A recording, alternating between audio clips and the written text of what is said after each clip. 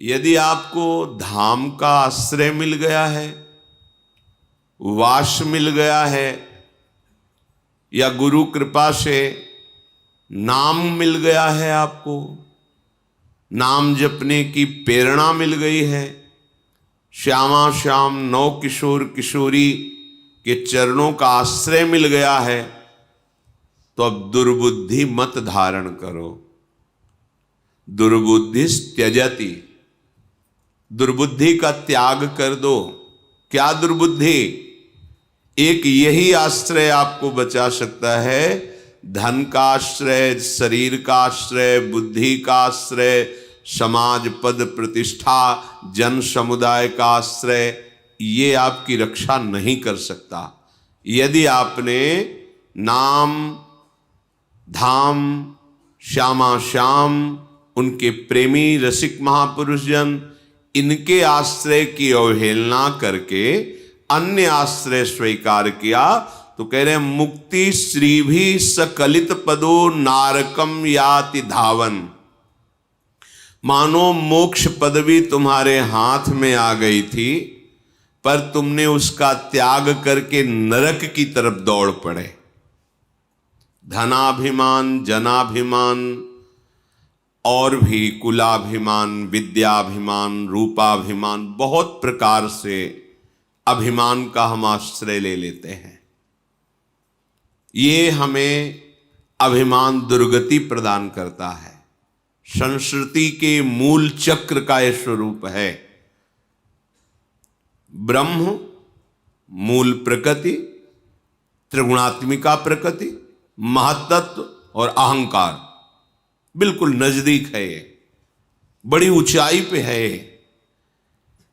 ये अहम जब देह भाव में स्थित हो जाता है, तब गुणाभिमान, विद्याभिमान, धनाभिमान, जनाभिमान ये प्रकट होता है। अगर ये कोई भी अभिमान एक है इनमें से, मुझे अध्यात्म मार्ग में सफलता प्राप्त नहीं होगी, ना होने देगा, ये अहंकार, ये मिटना बहुत आवश्यक है। ये तभी मिटता है जब हमें भगवत कृपा से साधु समागम प्राप्त होता है। कोई तुम्हारा सहयोगी नहीं होगा, तुम्हारा शरीर भी तुम्हारे अनुकूल थोड़ी चलता है। देख लो, तुम्हारे अनुकूल तुम्हारा शरीर नहीं चलता, तुम्हारी इंद्रियां नहीं चलती, तुम्हारा मन नहीं चलता, तो फिर बाहर किस पर भरोसा करते हो? बाहर तो और बड़े दूर की बात है। तुम्हारे मन के अनुकूल सब चले, ऐसा तो तुम्हारा मन ही नहीं अनुकूल चलता, इंद्रियां अनुकूल नहीं, शरीर अनुकूल नहीं, फिर बाहर की बात क्या? इसलिए हाथ में आ गई है मुक्ति, मोक्ष पदवी हाथ में आ गई। यदि धाम का आश्रय है, वास है, प्रियालाल का चिंतन है, प्रियालाल के चरणों की शरणागति है, भगवत प्रेमी महात्माओं के वचनामृत का पान कर रहे हैं, तो मुक्ति तुम्हारे हाथ में रखी है। मुक्ति श्री भी सकलित पदो। अब गलती मत करो, नारकम याति धावन। तुम नरक में क्यों जाना चाहते हो? बोले क्या नरक का मतलब? यदि हम भगवान का आश्रय नहीं लेते, नाम जप नहीं करते, भगवत धाम की यात्रा नहीं करते, भगवत प्रेमी महात्माओं का समागम नहीं करते, तो मुझे नरक मिलेगा। अरे भाई, हम अपना ठीक से कमाते हैं, खाते हैं, परिवार का पोषण करते हैं, कोई पाप करते हैं क्या जिससे लोग कह सकते हैं कि जरूरी है ये सब होना? भाई, हम ठीक से चलते हैं, अपने परिवार का पोषण करते हैं, कमाते खाते हैं, कोई पाप है? देखो, तुम्हें अखिल ब्रह्मांडों की सरकार ने भेजा है, जाओ मनुष्य योनि में और अविद्या का, अज्ञान का नाश करके अपने स्वरूप में स्थित हो, अर्थात मुझे प्राप्त करो। आपने कहा कि हम विरक्त भाव से नहीं रह पाएंगे, हमें स्त्री चाहिए, पुत्र चाहिए, परिवार चाहिए, पद प्रतिष्ठा सम्मान, और आपका भजन भी करेंगे। तथास्तु, ऐसा ही हो, आपको प्राप्त हुआ। लेकिन ये जो आपको प्राप्त हुआ है, ये मूल उद्देश्य की प्राप्ति में सहायक होना चाहिए। आपको जो यहां भेजा गया उसका मूल उद्देश्य है भगवत प्राप्ति। मनुष्य शरीर का मूल उद्देश्य है भगवत प्राप्ति। साधन धाम मोक्ष कर द्वारा पाई न जे परलोक सम्हारा। आपको सारी सुविधाएं दी गई है भगवत प्राप्ति के लिए। अब आप स्त्री को, पुत्र को, परिवार को, धन को, वैभव को, मान प्रतिष्ठा को अपनी मान लिया और ये सरकारी व्यवस्था दी गई थी आपको।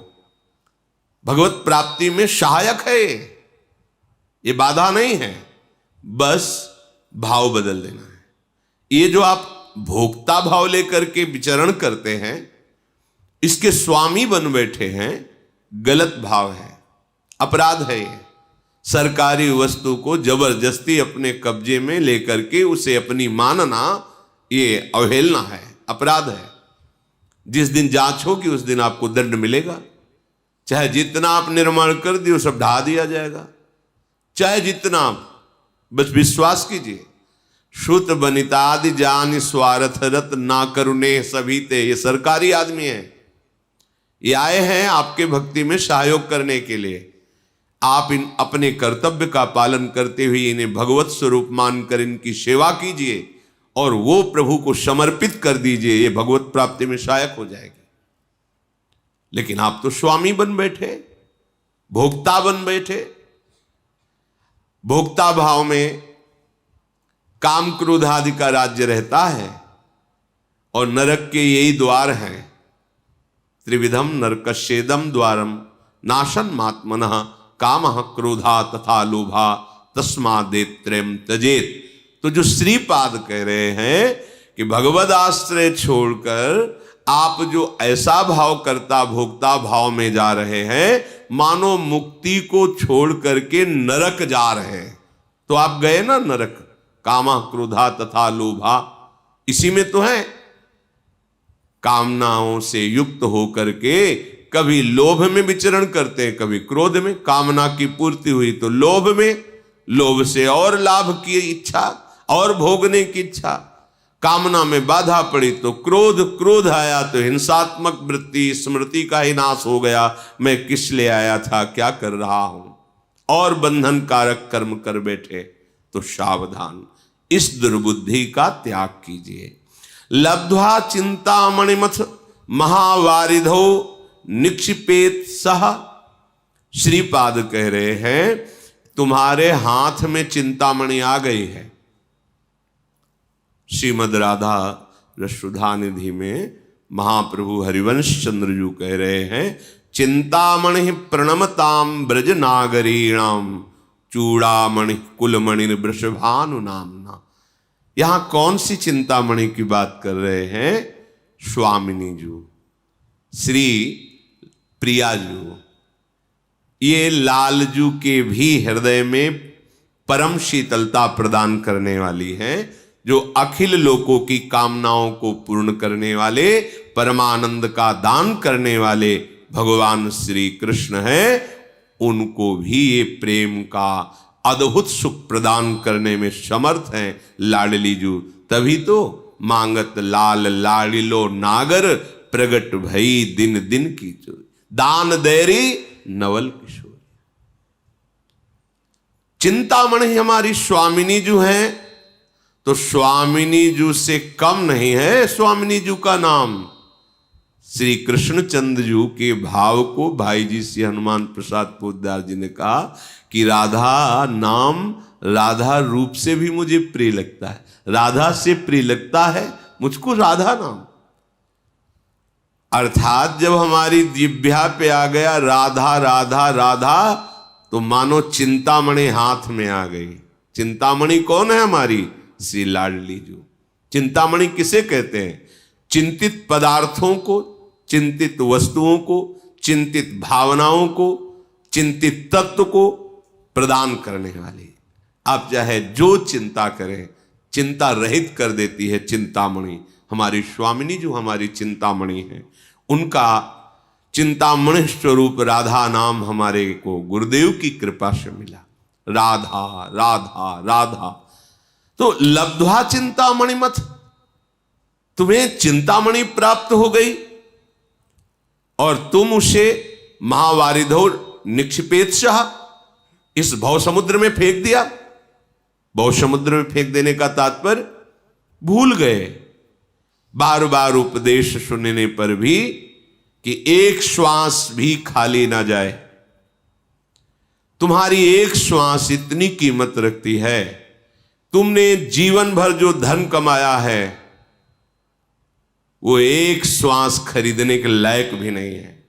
अगर हमारी अंतिम श्वास हो, कह दिया जाए कि पूरे जीवन की संपत्ति देता हूं, एक श्वास और बढ़ा दो, नहीं बढ़ेगी। तो ऐसी कीमती श्वास से बहुत कीमती कमाई करनी चाहिए, वो है राधा राधा राधा। श्रीपाद प्रबोधानंद जी कह रहे, कैसी तुम्हारी दुर्बुद्धि है कि तुम्हें ये चिंतामणि स्वरूप स्वामिनी का नाम मिल गया, तुम्हारे हाथ में चिंतामणि आ गई। तुम भोगों को देखकर, संसार के सुखों के आकर्षण में, या संसार के कोहरा स्वरूप दुख की घटा को देखकर भूल गए राधा नाम। इसका मतलब चिंतामणि को तुमने ऐसे समुद्र में फेंक दिया, अब ढूंढने से भी नहीं मिलेगी। भाव, यदि तुम प्रियाजू के नाम को भूल गए तो ऐसे गर्त में गिर जाओगे कि नाम जपने लायक तुम नहीं रहोगे। पापवंत कर सहज स्वभाव, भजन मूर्ति भाव न काओ। आप भजन नहीं कर पाएंगे। भजन कोई खिलवाड़ नहीं है, सबसे कठिन काम है भजन करना, सबसे कठिन काम।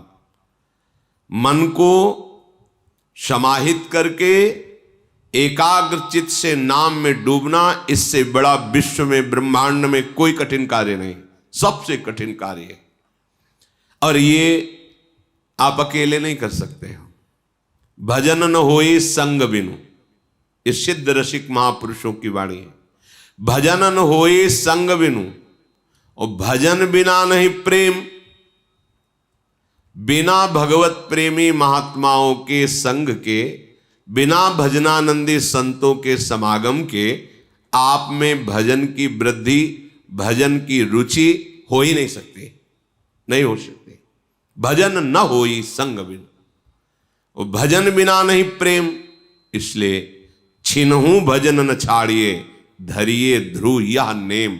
ये नियम ले लो कि चिंतामणि है राधा नाम, आप जो चाहेंगे मिल जाएगा पक्का। वो अभी आप कि दुष्कृत नाश नहीं हुए, वासनाएं नष्ट नहीं हुई, इसलिए आप ये अनुभव नहीं कर पा रहे जो हम कह रहे पक्का। ऐसा नहीं कि हमें सब अनुभव हो गया हो, पर जैसे है 1 किलोमीटर दूर पर ध्वजा मंदिर की दिखाई दे रही है तो ऐसा लगता है मानो नजदीक आ गए हैं।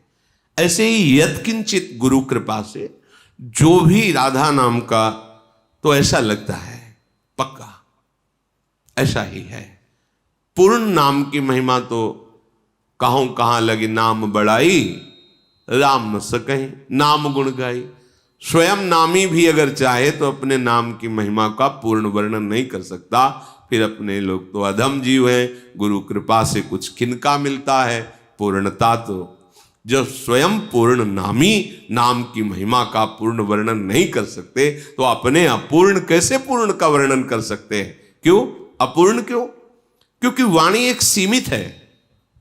जैसे सीपी से समुद्र को उलीचा नहीं जा सकता सीपी, ऐसे ही प्राकृतिक ब्रह्मा के द्वारा रची हुई बुद्धि से अप्राकृतिक चिदानंद प्रेम रसधाम नाम का पूर्ण वर्णन नहीं किया जा सकता। जितना भी वर्णन है वो यत्किंचित मात्र है। ऐसे राधा नाम चिंतामणि को आपने सुना, आपके कान के द्वार से आपके हृदय में पहुंचा, पर आपने आदर नहीं किया। भोगों की, विलासिता की, अहंकार की, इन वृत्तियों में ऐसे बहते रहे कि राधा नाम भूल गए। तो बोले आपको मानो चिंतामणि हाथ में दे दी गई और आपने महासमुद्र में फेंक दिया। समुद्र का तात्पर्य अब आप चाहे जितना खोजो नहीं मिलने वाला, क्योंकि अथाह है ये संसार समुद्र, अथाह है। इसमें ऐसी तरंगे हैं कि बहते इतने दूर चले जाओगे कि ना सुनने लायक रहोगे और ना जपने लायक रहोगे, प्रत्यक्ष का प्रमाण नहीं। आप देख लीजिए।